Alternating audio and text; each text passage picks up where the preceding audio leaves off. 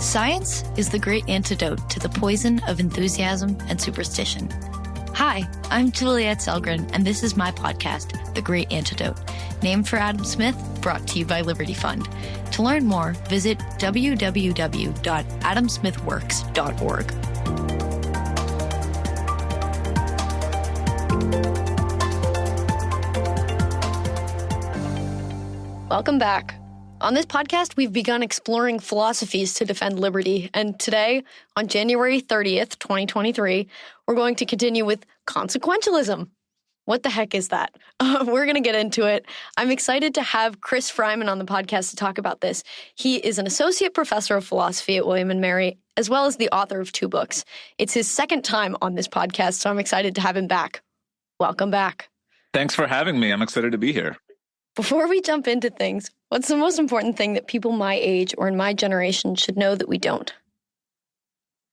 Well, we might end up talking more about this actually as the podcast goes on, but I think that people in general probably just underestimate how much good they're able to do. So, it costs about $4,000, to $5,000 to save a human life if you donate to effective charities like the Against Malaria Foundation. And so most people who are listening to this podcast have it within their power to save many lives throughout the course of their own life if they donate effectively. And so I think that's something that's really important for people to know that they might not know. That is a good, it's like a good statistic to know. I'd venture to question, do we have a duty to do so? But we're going to get into that.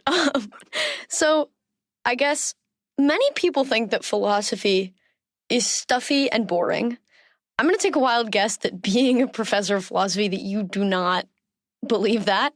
So who is philosophy for? And is it really that stuffy and that boring? It can be. It need not be, and I think it shouldn't be, and I think usually it's not. So I mean, a lot of philosophy is written by philosophers for other philosophers, but a lot of philosophy is something that's accessible for anyone, basically. And my view is that when you do philosophy right, you can explain it to people who aren't really familiar with all the technicalities of the sort of scholarship that you might get in like a graduate level philosophy class. I think it's the sort of thing that people who read blogs or listen to podcasts can get. That's a good response. So when defending ideals, there seem to be 2 groups of thought. Some who believe that philosophy plays an essential role in understanding and then defending those beliefs, and those who don't believe that philosophy is important when discussing ideals and how the world should look and all of that. Which camp do you fit into and why? Well, I definitely think that philosophy is indispensable when we're reflecting on our ideals and how we should live our lives. So one thing I think that we need philosophy for is telling us what we should do. So, people think a lot about the way the world is, what it might be like in the future. But philosophy, moral philosophy, political philosophy, it tells us what we should do and what the world should be like. And you can't really answer that question, what should I do? How should I live? What should the world look like? Without doing philosophy. You can't get an answer to that question from science. You have to do philosophy. Why is philosophy so important? Like, why can't we just use math and science? Well, so for example, those things can tell you that, the way the world is. But sometimes you want to reflect on what you're doing and see how you can change things for the better. So for example, you could look at a statistic, you could look at social scientific research, and it tells you this is how much money people give to charity, or this is what this particular charity does versus that charity, or this is what your tax dollars do. These are all just descriptions of the way the world is. But you might want to say, should we allocate our tax dollars differently? Should we allocate our charitable dollars differently? And to do that, you actually have to think in a philosophical way. And so when you're thinking about the right way to make trade-offs between different sorts of priorities or how to value certain things relative to others, then you're doing philosophy. Then you're doing moral philosophy. So I think particularly about liberty, because that's the thing I spend my time defending, the ideal I spend my time thinking about, what I talk about on this podcast. There are a bunch of different philosophies that relate to liberty and defending liberty in some way. What are some of them, and which one do you subscribe to? So I would say the philosophy among philosophers, professional philosophers, that's most associated with liberty and libertarianism is a kind of deontology, and probably the most famous philosopher in this space is Robert Nozick. And for him, justice is about the rights that people have, the duties that we have, and it's not really about consequences. So the idea is that there are certain ways that you treat people or certain ways that you don't treat people independently of the consequences. And I think most libertarian or liberty-minded philosophers fall under that umbrella. Then there's another view, which I think is less popular among libertarian philosophers, although this is what I am, is consequentialism. And this, as the name suggests, is the view that what makes an action right depends on its consequences. So what you ought to do when evaluating different sorts of actions you might take is choose the one that you expect to have the best results, the best consequences. And so here, you think that rights are very important, but they're important because they have good consequences. So consequentialist libertarians and deontological libertarians might end up agreeing about a lot at the policy level and what sort of rights we want to protect, but they'll have very different reasons for wanting to protect them. So someone like Nozick says, this is just the right way to treat people, given what people are, given their moral status. Whereas consequentialists will say things like property rights, freedom of market exchange, freedom of speech, freedom of immigration, et cetera. All of these things are important, but they're important because they make our lives better. So who are some of the well-known defenders of consequentialism, other than yourself? Well, I don't think I would consider myself a well-known defender, so we have good reason for excluding me from that list. So historically, John Stuart Mill and Jeremy Bentham are very famous defenders of consequentialism. And so there are different kinds of consequentialism. So consequentialism, broadly speaking, is just the view that what makes an action or maybe a rule or maybe an institution the right one depends on its consequences, is a matter of its consequences. Now, there's a specific kind of consequentialism known as utilitarianism, which understands that in a narrower way. And it says, in effect, that the right thing to do or the right rule to follow, et cetera, is the one that produces the most happiness on net. So it has a particular specification of what consequences count as good, namely those that produce those that produce happiness. And your aim is to produce as much net happiness as possible. So happiness minus suffering. And so Mill and Bentham are historically the most famous utilitarians. More current in terms of contemporary philosophers, probably the most well-known consequentialist is Peter Singer, who has also defended utilitarianism.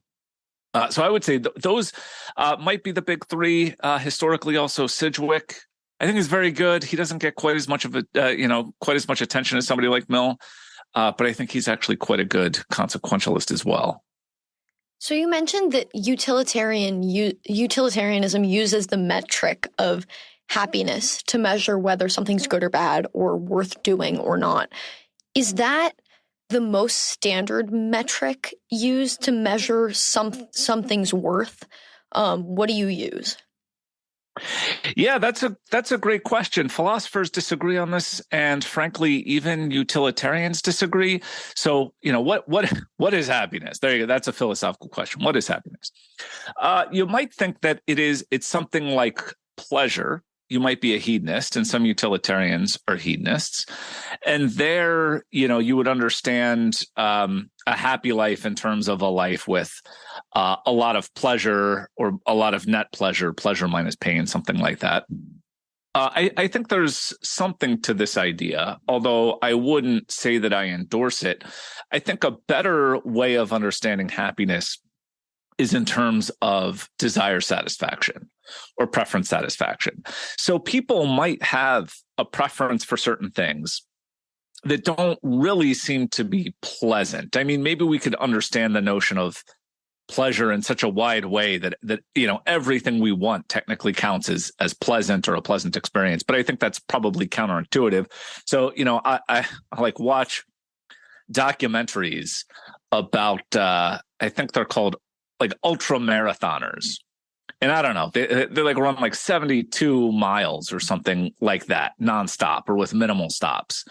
And it's hard for me, like I've never done it, but it's hard for me to believe that is a pleasant experience. Like I said, maybe it is. Maybe I don't know what I'm missing. That doesn't strike me as a pleasant experience. However, these ultra marathoners seem to have a very strong desire to run these marathons. This is something that's very important in their lives. And so I think it makes sense to say that makes them happy. So if you're an ultra marathoner and your just overriding goal in life is to run these ultra marathons and you get to do that, that's a happy life. Is it a pleasant life? I mean, I imagine there's some pleasure in it, but I don't think that it's just a matter of the pleasure. And so most people, of course, when you ask, what do you desire in life? One of the things they desire in life is pleasure. But I don't think that's the only thing that people desire. And so here again, utilitarians will disagree amongst themselves. Some will say, no, really, it's all about pleasure when you really think about it, pain versus pleasure. Others are going to say, no, it's really just about, satisfying the desires that you have, or maybe the desires that you would have if you were like fully informed about what you were getting, that sort of thing. But I think those are really the two major brands of utilitarianism when it comes to thinking about, what makes for a good life or what makes for a happy life. This might derail us a little bit, but this is something I've been thinking about. So I've been taking a course recently on utopias and dystopias and what those worlds look like through fiction. And it's interesting. So the goal of a lot of them, I mean, obviously the stated goal is happiness, but what that looks like, and obviously the depiction is to show all the problems with this sort of world. The depiction has something to do with making it so you never have a moment of desire, that your desires are instantaneously satisfied, so that you're always content. And I don't know, that to me, first, it has me thinking a lot about Thomas Jefferson and how obviously this is a very rights-based dude.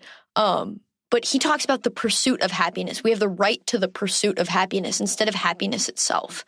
And I don't know how to describe that, because to me, happiness seems to be more the pursuit of happiness, but then can you use the thing to describe itself?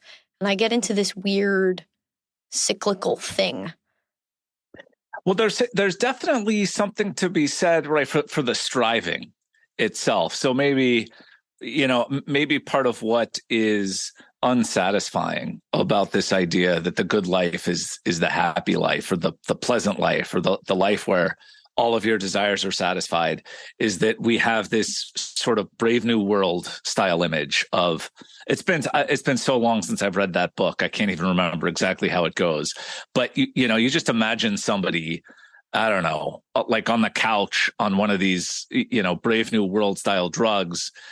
And in some sense, it's a very pleasant life, but it doesn't seem like a good life. They're sitting there on the couch. They're not doing anything. It feels good, but it's not good as a life. And I think that's a powerful criticism.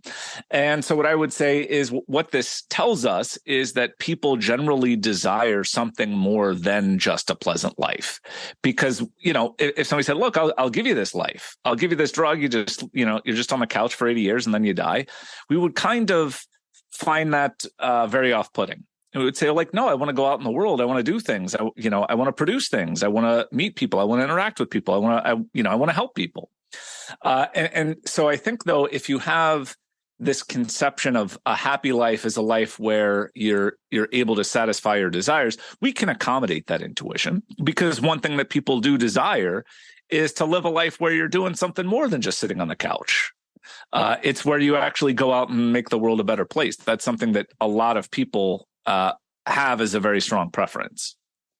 And in terms of happiness being the metric also, I think about that thing that people say where it's if you're happy all the time, you're never actually happy. And this kind of concept of scarcity applied to happiness. And I don't know, scarcity seems kind of like a cold concept to overlay on top of happiness and what happiness is, or to think that, oh, well, you shouldn't want to be happy 100% of the time because then you'll never be happy. It seems a little weird to think about that. But in a way, it's true. If you're always taking the drug while you're sitting on the couch and you're happy, then are you, like, not only how do we view that? Like, would you actually enjoy that? I don't know. But let's say you are happy at one point in time. If you did that indefinitely, would it really, does happiness change based on how many units, I guess, or how much happiness in a period of time? Like, it's within the greater context, I guess, of life? Yeah. Yeah. So I'm not sure if this is exactly what you have in mind, but it seems very plausible to me that our pleasant experiences, our happy experiences are amplified in part because we can contrast them with like sad experiences. And so one thing that comes up in discussions with students about this is they say, well, like, sometimes pain and suffering can be good. And I think what a utilitarian would say in response to that is, well, they're not good in themselves. So pain and suffering is not something that you would, those aren't things that you would seek for their own sake, but they can have good consequences. So maybe they make you cherish the good more than you otherwise would if you have this experience of suffering. Maybe you learn something very valuable, or maybe that, the suffering is kind of, an effect of something that was good. So like, you love someone and they pass away and you suffer. The suffering is not good in itself, but it's kind of a sign that you had this like really special relationship with this person. And so I would say that utilitarianism can accommodate this idea that for human beings, a life of nothing but pleasant experiences is in some way, it's probably not really feasible. For one thing, but also there is something to be gained from having non-pleasant experiences. But it's not because they're valuable in themselves. It's because they can have good consequences in the long run. So maybe my issue is more with happiness being the metric, or what is happiness, that question that comes first.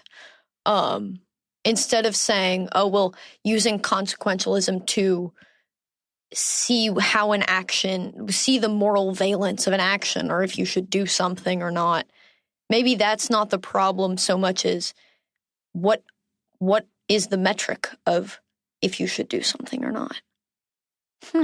Right. Good. So then we would get to a second step. So we would say, okay, let's say that, what makes a life good is that it's happy, and then we specify happiness in some particular way. It's about desire satisfaction, it's about pleasure, whatever. But then we say, okay, whose happiness counts? Whose suffering counts? And a utilitarian is going to say everyone's, or everyone who is capable of experiencing happiness and suffering. That all counts. So it's a very impartial view. And so when you're deciding what's the morally right thing to do, your happiness counts, but it doesn't count any more than anyone else's. And your suffering counts, but it doesn't count for any more than anyone else's. And so this is an artificially precise way of making a decision. But just to give you the idea, you might say, okay, I'm trying to be a good utilitarian, and I could do a handful of things right now. Which one should I do?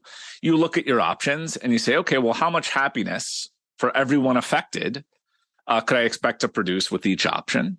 How much unhappiness or suffering could I expect to produce for each option?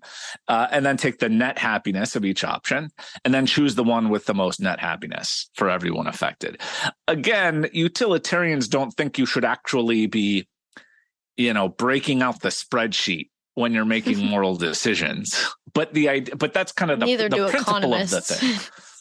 Right. Yeah. And that's the thing too, is that, the reason why you shouldn't do that from a utilitarian perspective is it would, this is slightly paradoxical, but if you're constantly trying to produce the best consequences, you will not in fact produce the best consequences is the idea. And so some utilitarians, maybe even most utilitarians would say, utilitarianism will tell you not to be constantly thinking like a utilitarian. But if you say, what is it that makes an action the right one, or maybe the rule the right one, it's going to be a matter of producing as much net happiness for everyone affected as possible. And everyone also, I would say for almost every utilitarian, if not all utilitarians, is going to include sentient non-humans as well. So animals are going to count as well. So I guess here's some invitation to push back. Why animals and why other people even? Like,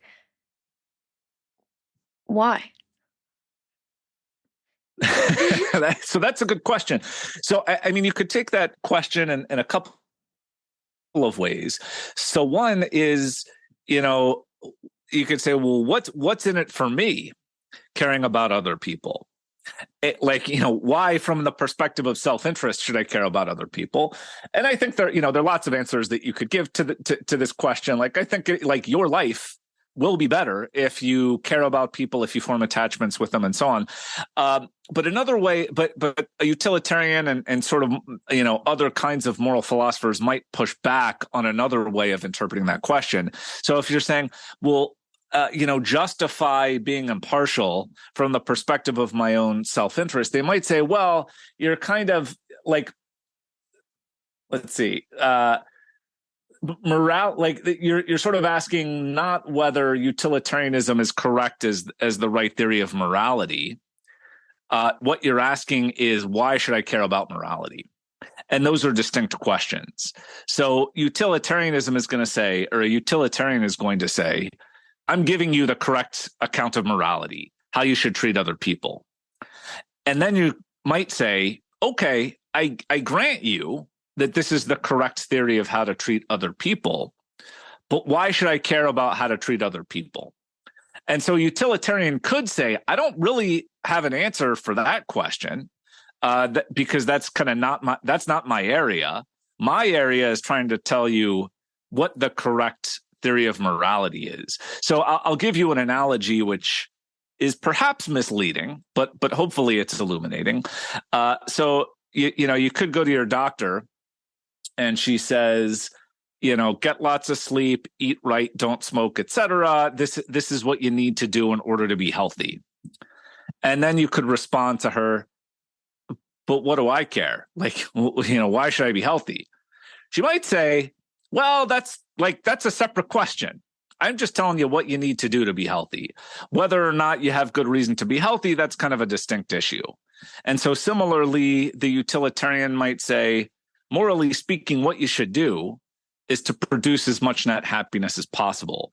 Whether you have reason to do that within the framework of your own self-interest is something of a different question. And maybe you don't. Maybe you don't have a self-interested reason.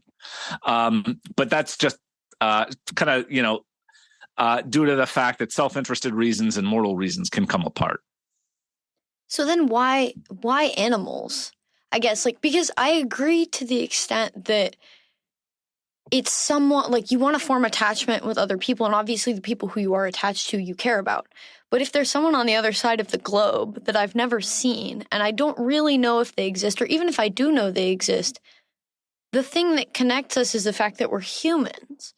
And so any sympathy I might feel for that person comes from the fact that I can imagine what it would be like for myself to be in that position. But even an animal is another, I don't want to say is another species removed, but like I can't think of a better way to say that. So I'm kind of struggling to see how animals fall into this. Yeah, so I would say, just as an initial point, I do think we have sympathy when it comes to animals. Like we're sort of pained when they're pained, and we can also recognize their pain as something that's bad and something that we have reason to avoid. And so the core intuition here is that suffering is bad, regardless of who experiences it. And so suffering is bad when it's experienced by a member of your family. It's bad when it is experienced by a member of your species, but it's also bad when it's experienced by a non-human animal. So the species or the whether or not the person's a member of your family is not really relevant to whether or not the pain is bad. And I think intuitively most people would grant that animal pain is to be avoided. So if you could easily and safely swerve so that you don't hit a dog in the street, for example, I think it's intuitive to say, well, you have good moral reason to swerve so that you don't hit the animal. And that seems to suggest that animal pain is something that we should avoid. Yeah. So then I guess, so suffering is bad. That to me says I don't want to cause someone else suffering. But we've also talked about how suffering and sometimes pain leads to individual growth, which might be the right outcome. So I guess now my struggle is more with so how do you get from not being the cause of someone else's pain and maybe getting out of the way so you don't hit the dog if you can, and going out of your way to stop and alleviate someone else's pain? Good. Yeah. So this speaks to one of the more controversial aspects of consequentialism. So consequentialism says morality is a matter of the consequences. And so if you have two different actions or inaction, and the consequences are the same, then morally speaking, they're the same. And so this suggests that your duty to help is as strong as your duty not to harm, which is only counterintuitive. So as you said, people will agree that it's wrong to actively cause harm to an animal or to another person, but most people would deny that your duty to help an animal, to help another person is as strong as the duty not to harm them. And consequentialists will just reject this kind of common sense intuition. Now, there's a famous thought experiment that might get part of the way to the consequentialist position, and this is from Peter Singer. And he says, look, imagine you're walking along a road, it's an empty, and you come across a shallow pond where a small child is drowning. And you could easily spare them from drowning. You just have to reach in and pull them out. It's not personally risky to you. You're going to be fine. You'll ruin your clothes, and that's going to cost you some money. But that's basically the entirety of the cost. It seems like you have a very strong moral duty to save this kid. The cost is low, the risk is low, and it's not just that it would be a nice thing to save the kid. You would be doing something morally wrong if you failed to help. And so, like I said, this doesn't get us all the way to the view that your duty to help is as strong as your duty not to harm. But maybe it's a first step in that direction. I think most people would grant that you're doing something morally wrong if you fail to save that child, which implies that we have this strong duty to help. It's interesting. When I first came across this example, I was watching one of the videos you did with Learn Liberty explaining consequentialism and all the different types of philosophy. And you lay out this example and you're like, think about that for a minute. And I was thinking about it. And I was like, my first response was, who put the baby in the pond? I was like, just felt this outrage at whoever put the baby in the pond before even beginning to contemplate what would I do.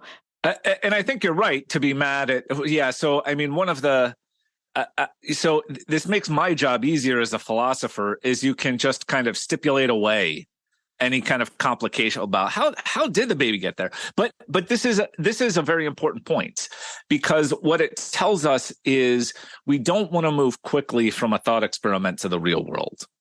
So in the thought experiment, we could say, don't worry about how the kid got there. The kid's there. Nobody else is there. It's just you. And you can save the child at a very low cost yourself. You say, okay, in that case, you have to save the child. It's very clear. But of course, in the real world, it's much more complicated. So if you're talking about our duties to help other people in the real world, then there are all sorts of complications that you can't just stipulate away. So you have to say, well, how do people fall into poverty? How do they get out of poverty? What about the incentives? And so one thing I think that you have to be really careful about when you're thinking about philosophy is that the world of the thought experiment is much, much simpler than the real world. And so you can't just say, we have this very strong duty to help people who are in need. Therefore, you ought to give 60% of your income to, this charity.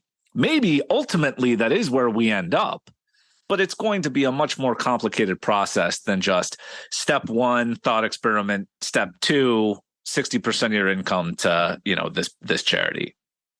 It's interesting because a lot of this reminds me of economics in the sense that you can have a model and you have to complicate it bit by bit to account for all the different factors of production and the costs and the incentives and this and that, and it gets slightly more complicated at each level. But also there's something about consequentialism that reminds me so much of Adam Smith, because his entire concept of sympathy and the nature of human beings seems tied into this question of morality and why we do things and help other people and engage with other people the way we do. Yes, I agree. I don't know. Some Smith scholars might disagree with me, but I look at him as if not an out consequentialist, a kind of proto-consequentialist. Like I think for Smith, he's really concerned about impartiality. He's clearly very concerned about the consequences of institutions and things like that. So like I said, people who are really sort of who know the details of Smith scholarship, maybe they can correct me.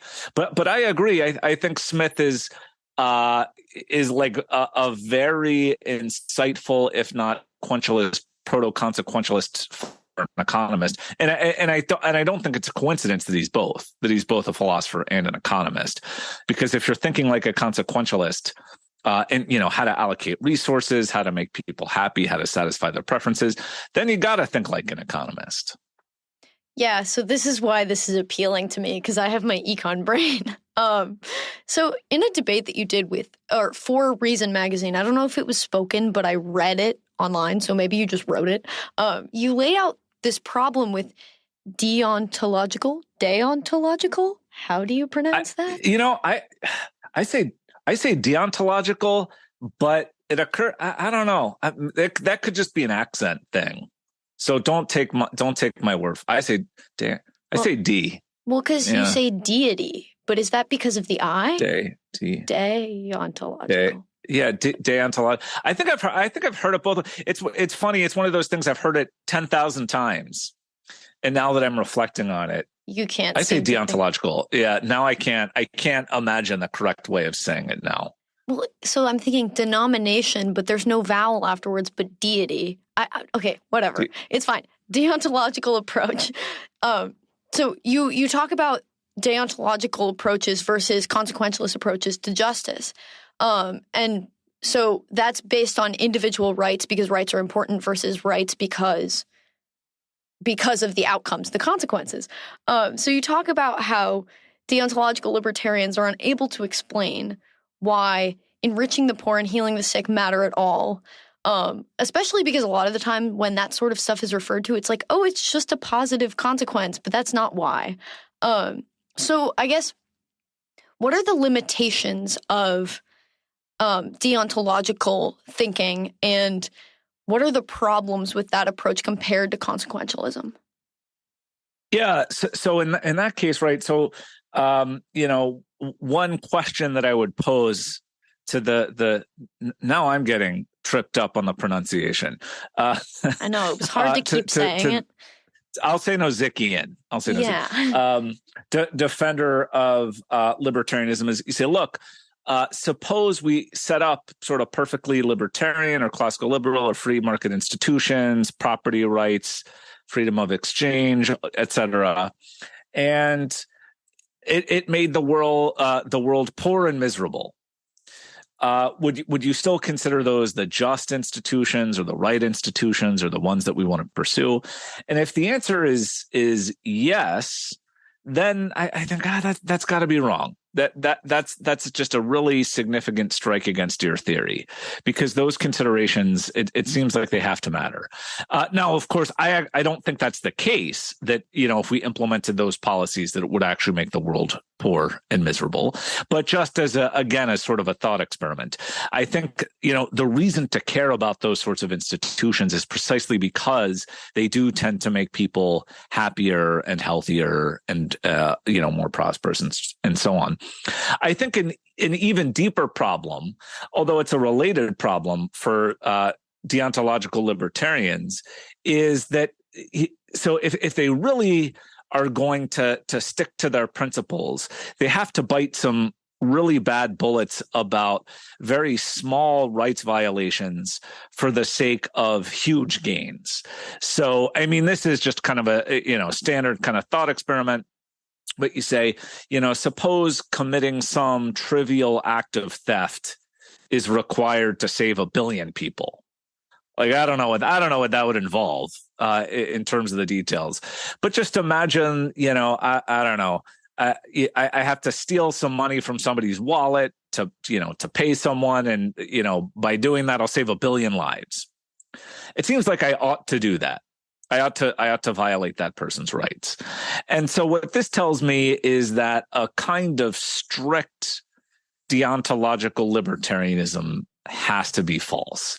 You have to have a theory that tells us that it's okay to steal that money to save 1 billion lives. Now, that doesn't get us to consequentialism. It just says, well, consequences matter and there's more to the story than just rights and duties. But then the worry is, you're having to bring in extra stuff to make your deontological theory plausible. Whereas a consequentialist can very easily accommodate that judgment. They say, of course, you take that money to save 1 billion lives because the consequences are good. But then I would respond by saying, okay, maybe that's true, but then what if the person whose money you're stealing, would it be wrong of them to defend what's theirs? If they knew or if they didn't know, in either case, I would say it's not wrong for them to defend what's theirs. So that's a good question. Yeah. So I think it will depend in part on what they know.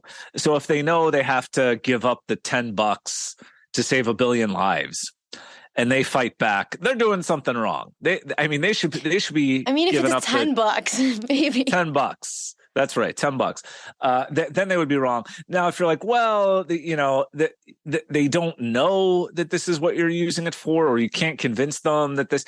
Would they be wrong? It's like, well, I would say at a minimum, I wouldn't blame them. So, like, if somebody knocks on my door and they say, you gotta let me grab $10 from your wallet because 1 billion lives are at stake, I would be skeptical, to say the least. And so I might say no. And they say, but now suppose it turns out that they were actually telling the truth. I don't know if I'm blameworthy for not giving them the $10 because I had no reason to believe what they were saying at all. But I think in the case where I really do believe that all that's required to save the 1 billion lives is my $10, I have to let the person take it, morally speaking. Mm-hmm. So I guess I have one more question for you, but first I'm gonna outwardly reflect a little bit. I'm not a consequentialist, but what I'm taking here is context actually really does matter in terms of the morality of an action. I think something that I'm very first principles, you gotta be able to abstract it completely before, and then in any case, stealing is wrong. But then I think of Les Mis and stealing for your starving child and all that. And then I don't know. It obviously gets more complicated once you take it out of the thought experiment. But so context matters. And also everything is based off of evidence. Even a deontological view is kind of necessarily like the idea of rights has to be somewhat based in evidence that rights are good for people. Right? I don't know. This just seems striking to me right now. It depends on what you mean by good for people. So if you mean rights are good for people in virtue of making people happier, then a deontologist is going to deny that. So that's my view. So my view is that rights are good because by respecting rights, we make people happier. But a deontologist is going to say it's more about respecting their autonomy, for example. So I mean, another sort of interesting case that would divide a consequentialist and a deontologist is where you know that a person is going to make a bad decision for themselves. And you can stop them from doing it. So a deontologist might say, look, you can't interfere with somebody who's making a bad choice, even if you know it will make them less happy in the long run. Because what you owe that person is respect, to respect their choices, even if you think they're the wrong one, even if you know they're the wrong ones. Whereas a consequentialist might say, like, no, it's okay to interfere with people if you know that interference is actually going to make them happier in the long run. Now, here again, I think you have to be very careful moving from the thought experiment to the real world. So, and I think this is a mistake that a lot of people make, is they say, look, this person is going to, pick up smoking and it's going to make them unhealthy and they're really going to regret it. Therefore, let's ban cigarettes or like ban alcohol or ban drugs in general, like all that stuff. It becomes much more complicated when we leave the realm of thought experiments and enter the world of politics and public choice and, how institutions actually work. But I do think that this is an interesting test case at the level of principle for deontologists and consequentialists. Like if you knew that your friend who is about to take up smoking would really regret it, it's going to make them much less happy over the course of their lifetime. And suppose they know the risks and so on, but they want to do it anyway. A deontologist might say, yeah, you got to let them do it. Got to let them make the bad decision, even though they will regret it. Whereas a consequentialist is going to say, you could probably, throw that first pack of cigarettes in the trash. Because, if they really, over the long run, this is going to be better for them, even though you are interfering with their choices. You're making them happier, and that's what you owe them. Yeah, I mean, that strikes me with sometimes the best way to learn is through making a mistake and learning a lesson.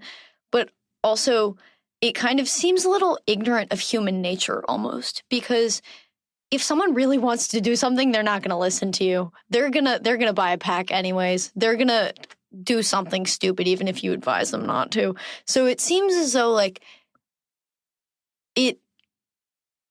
I don't know, maybe this is just a case where it's less endangering or less like important in terms of the scale of magnitude, but I don't know. I feel like humans do what they want at the end of the day, and that's just kind of a fact.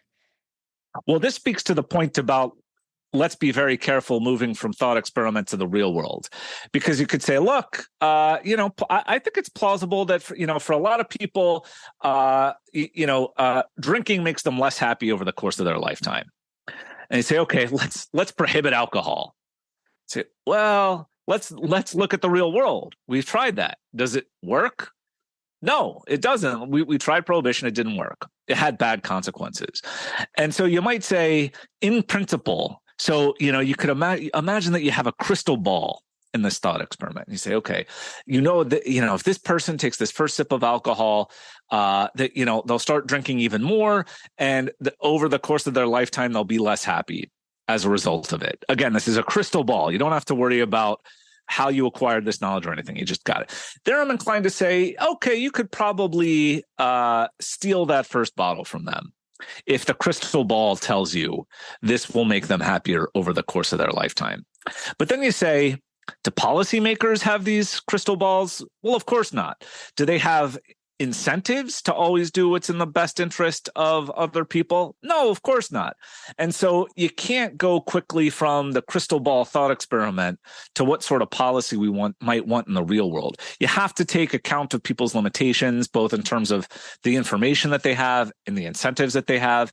And this speaks to why I think consequentialism and libertarianism are a more natural fit than a lot of people think that they might be. So you could say, look, I can imagine all sorts of actions that would violate libertarian rights that could, in principle, make people happier, make the world a better place. You say, okay, there's what could happen in principle or in a thought experiment, and what's actually going to happen in the real world where people have limited altruism, they have limited information, and so on. And I think you could sort of take a very plausible line here, which says, look, generally speaking, so John Stuart Mill has a view like this. He has comments to this effect where he says, look, generally speaking, you know what's better for you than I do, and you have stronger incentives to pursue your good than I do. And so generally speaking, we can sort of make the world a happier place by letting people pursue their own happiness and to prevent people from interfering with one another. Now, of course, in the crystal ball world where I know somehow your preferences better than you do, well, maybe then more interference would be justified. But that doesn't really tell us about what sort of institutions we want in the real world where we don't have the crystal ball. And Hayek might say, prices are the closest thing we have to a crystal ball. So yes, no, I think that's right. I mean, markets are going to be, indispensable. You have to have prices. I think there are, interesting debates too that we could have about, taxes and redistribution. But I don't think there's any way that in 2023, a serious consequentialist could deny that we need markets in the pursuit of utility maximization. I have one last question for you. What is one thing that you believed at one time in your life that you later changed your position on, and why? Well, this might be too easy or uninformative, because the answer is consequentialism.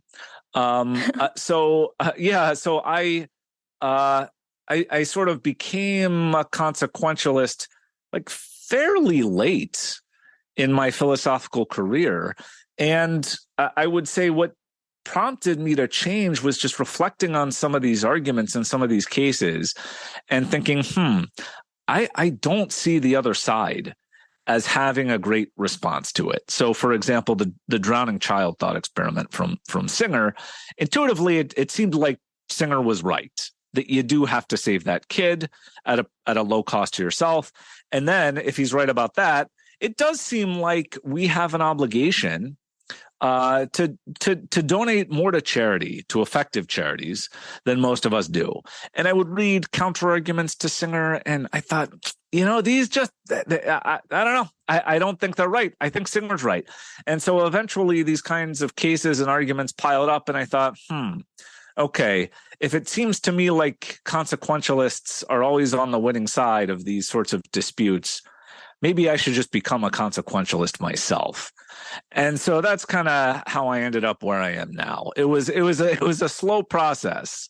And if you told my, 22-year-old self that this is where I would be, I would have not believed you. But here I am.